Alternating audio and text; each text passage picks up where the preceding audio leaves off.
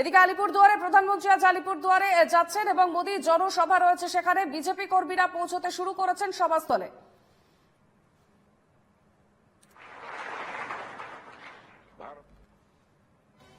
আলিপুরদুয়ারে প্রধানমন্ত্রী নরেন্দ্র মোদী এবং আর কিছুক্ষণের মধ্যেই তিনি সেখানে উপস্থিত হবেন। আজ আলিপুরদুয়ারে নরেন্দ্র মোদীর জনসভা রয়েছে এবং বিজেপি কর্মীরা ইতিমধ্যে সেখানে পৌঁছতে শুরু করেছে। আমরা সকাল থেকেই সেই প্রস্তুতির ছবি দেখাচ্ছি। বিজেপি কর্মীরা সেখানে রয়েছেন এবং একেবারে নরেন্দ্র মোদী আর কিছুক্ষণের মধ্যেই পৌঁছে যাবে এবং তারই আগে বিজেপি কর্মীরা সভাস্থলে উপস্থিত হয়েছেন।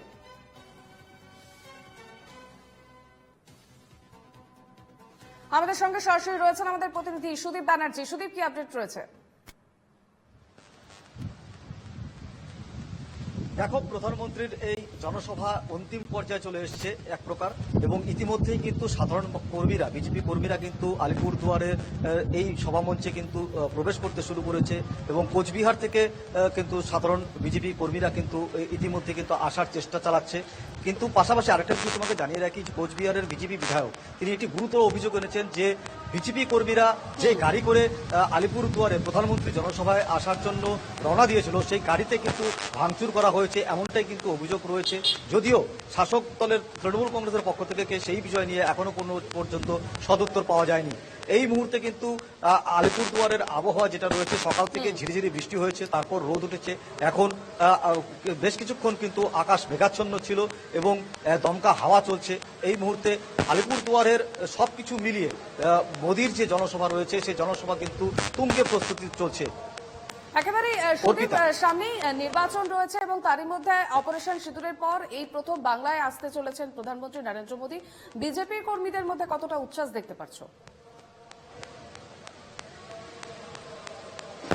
দেখো, অপারেশন সিঁদুরের পরেই কিন্তু আলিপুরদুয়ারে এই প্রথম প্রধানমন্ত্রী নরেন্দ্র মোদী এবং শহরের বুকে প্রথম কিন্তু তিনি আলিপুরদুয়ারে আসছেন এবং সেই আলিপুরদুয়ারের শহরে আসাকে কেন্দ্র করে কিন্তু বিজেপি কর্মীদের মধ্যে উন্মাদনা রয়েছে তুঙ্গে। আরেকটি বিষয় তোমাকে জানিয়ে রাখি যে এই প্রধানমন্ত্রীকে কিন্তু কটাক্ষ করেছিলেন উত্তরবঙ্গ উন্নয়ন দপ্তরের মন্ত্রী উদয়ন গুহ, পাল্টা কটাক্ষ করেছে বিজেপি সুকান্ত মজুমদার, এবং তিনি যেটা বলেছেন গতকালকে যে উদয়ন গুহকে কিন্তু গুন্ডা হিসেবে কিন্তু তিনি অভিহিত করেছেন। পাশাপাশি তিনি পুলিশ প্রশাসনকেও কিন্তু পুলিশ প্রশাসনের ভূমিকা নিয়েও কিন্তু তিনি একটি প্রশ্ন তুলেছেন। স্বাভাবিকভাবেই শাসক বিরোধীর তরজা কিন্তু চলছে এই মোদির সভাকে কেন্দ্র করে। অর্পিতা, বেশ, নজর রাখো আপাতত। ধন্যবাদ সুদীপ।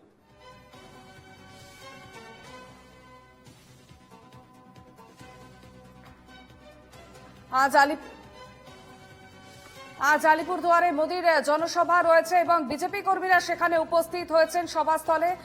এবং অন্যদিকে কিছুক্ষণ আগে আমরা দেখতে পারলাম যে কোচবিহারে সেখানে একেবারে ধুন্ধুমার পরিস্থিতি বিজেপি এবং তৃণমূলের মধ্যে। বিজেপির গাড়ি ভাঙচুরের অভিযোগ উঠেছে তৃণমূলের বিরুদ্ধে।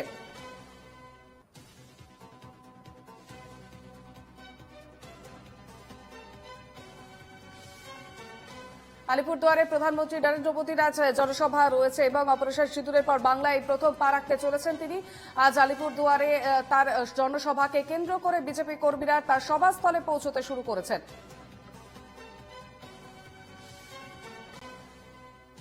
অন্যদিকে আলিপুরদুয়ারে প্রধানমন্ত্রীর সভায় যোগ দিতে বৃহস্পতিবার সকালেই বাগডোগরা বিমানবন্দরে সেখানে দেখা গেল শুভেন্দু অধিকারীকে এবং আলিপুরদুয়ারের উদ্দেশ্যেও রওনা দিয়েছেন শুভেন্দু অধিকারী।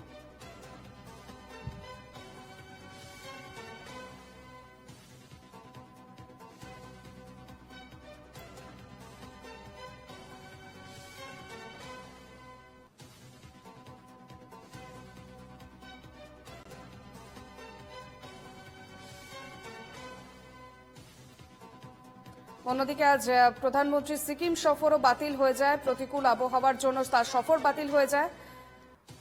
ভার্চুয়াল পদ্ধতিতে সিকিমের জনগণের উদ্দেশ্যে ভাষণ দেন নরেন্দ্র মোদী।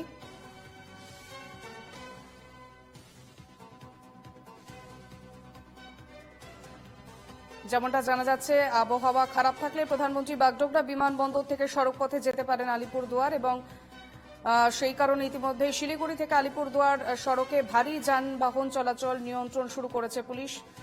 তবে আবহাওয়ার পরিস্থিতি ঠিক থাকলে বাগডোগরা থেকে হেলিকপ্টারেও চলে যাবেন আলিপুরদুয়ার, এমনটাই জানা যাচ্ছে।